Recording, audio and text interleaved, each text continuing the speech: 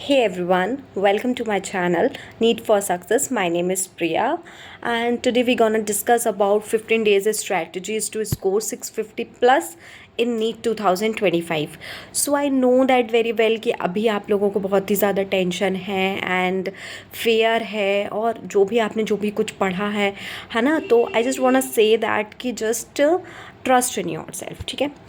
तो सबसे पहले if you want succeed in your exam, so आपको एनसीईआरटी नहीं छोड़नी है, ठीक है। Read thoroughly, specially in biology, everything you have to read, ठीक है। आपको डायग्राम देखने हैं, डायग्राम की एक एक नेमिंग देखनी है, चार्ट्स देखने, एग्जाम्पल देखने हैं, ठीक है। तो इसको आपको अच्छे से करना है। Then second tip is that कि आइडेंटिफाई योर वीक एरियाज़, है ना। तो सभी के कुछ ना कुछ वीक एरियाज़ रहते हैं। तो इन ऑल 3 सब्जेक्ट अगर आपको कोई ऐसा वीक एरियाज़ है जहाँ आपको लगता है कि मेहनत करने की ज़रूरत है, तो just identify those weak areas and write down, और उस पर आप थोड़ा सा ज़्यादा टाइम इन्वेस्ट करें। My third tip is that कि अब कुछ नया पढ़ने की ज़रूरत नहीं है, जितना भी आपने पढ़ा है this is very sufficient. Just thoroughly revise everything, ठीक है। रिवीजन आपको नहीं छोड़ना। एंड इसी के चलते मेरी फोर्थ टिप है कि आपने जितना भी पढ़ लिया अब आप उसको एक लाइन से पूरा रिवीजन करना स्टार्ट करें। 3-3, 4-4, 5-5 बार written revision, oral revision, audio revision, video revision, जैसे भी आपको ठीक लगे। अपने शॉर्ट नोट्स जो बनाए हैं उन सब से आपको रिवीजन स्टार्ट करनी है, ठीक है। तो अब आपकी ये रिवीजन है। My next tip is that कि solve as much as you can PYQs। आपको प्रीवियस ईयर क्वेश्चन लगाते रहना, 5 साल, 6 साल, 8 साल, 10 साल, जितने भी आपको मिल जाएं आप PYQs लगाइए। प्लस आप जो है मॉक टेस्ट दीजिए, MCQ सॉल्व करिए, ठीक है। और जो मेरी नेक्स्ट टिप है वो ये है कि आपको टाइम मैनेजमेंट देखना है।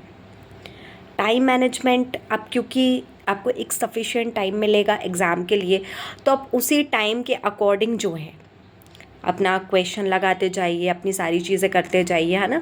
एंड देखिए, और अगर आपके मॉक टेस्ट में कम नंबर आ रहे हैं तो दैट डज़ नॉट मीन कि आप डीमोटिवेट हो जाएं या आप फिर पढ़ना ही छोड़ दें या फिर आप बैठ जाएं, ठीक है। तो आपको ये सब चीज़ें नहीं करनी है, बिकॉज अब आपको एक फ़िज़िकली जाके वहाँ पर पेपर देना है। तो आपके जितने भी मार्क्स आ रहे हैं ठीक है, आप अपना रिवीजन करिए एंड देन आप जाके एग्ज़ाम दीजिए, ठीक है। आपको ये सारी चीज़ें करनी है। अब कुछ हेल्दी रूटीन भी आपको अपनाना है, जैसे कि हाइड्रेट रहना है। अगर आप हाइड्रेट नहीं रहते हैं तो आप बहुत सारी चीज़ें हो सकती है, जैसे हेडेक हो सकता है, इरिटेशन हो सकती है, ये सारी चीज़ें हो सकती है। तो आपको हाइड्रेट रहना है। वाटर इनटेक आपका जितना ज़्यादा होगा उतना ही ज़्यादा बेटर होगा। आपको प्रॉपर एडिक्वेट स्लीप लेनी है, 7 to 8 आवर्स की आपको स्लीप लेनी है, ठीक है।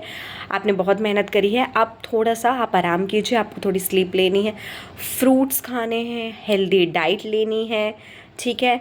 स्ट्रेस अगर आपको हो रहा है, and I know that very well कि जब एग्ज़ाम होते हैं तो हमें फियर्स होता है। हमें इसलिए फियर नहीं होता कि यार हमने मतलब पढ़ाई नहीं करी या जो भी है, हमें एक अंदर से डर रहता है यार कि क्या होने वाला है एग्ज़ाम में ना। तो no need to take fear and I trust you all of you कि आपने बहुत अच्छे से मेहनत करी है और आपको खुद के ऊपर भी ट्रस्ट करना चाहिए, है ना। बिलीव इन योर सेल्फ कि भाई मैं तो निकाल दूंगा, फोड़ कर आऊँगी मैं तो पेपर, ठीक है। तो आप अपने ऊपर बिलीव रखिए, आपने जो भी पढ़ा है यू आर द बेस्ट, है ना। आपको सिर्फ आप अटैम्प्ट करना है अच्छे से। लाइफ जो भी जितने दिन बचे हैं उसमें प्रॉपर रिवीजन करिए। ऐसा रिवीजन कि कोई ना कर पाए, बिल्कुल हर एक चीज़ को देखिए, बट एक्स्ट्रा कुछ भी नहीं पढ़ना है, just chill out your life, ठीक है। तो if you like this video don't forget to subscribe this awesome YouTube channel.